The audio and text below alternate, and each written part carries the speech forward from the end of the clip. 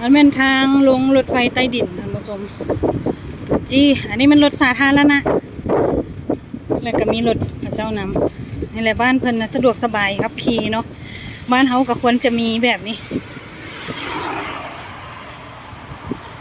แบบว่ามีรถสาธารณะเด้รถส่วนตัวแน่รถจ้างแน่แบบนั้นแหละน้ำมันกับแพงขี่รถไฟฟ้าเอาค่ารถกับแพงเด้บ่ได้ถือ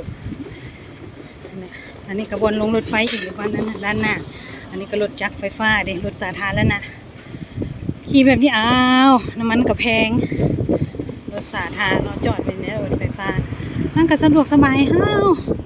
บัดเคยเห็นออกข่าวอยู่บ้านเฮาคือว่าเอาไปจุดไปเผาโอ้ย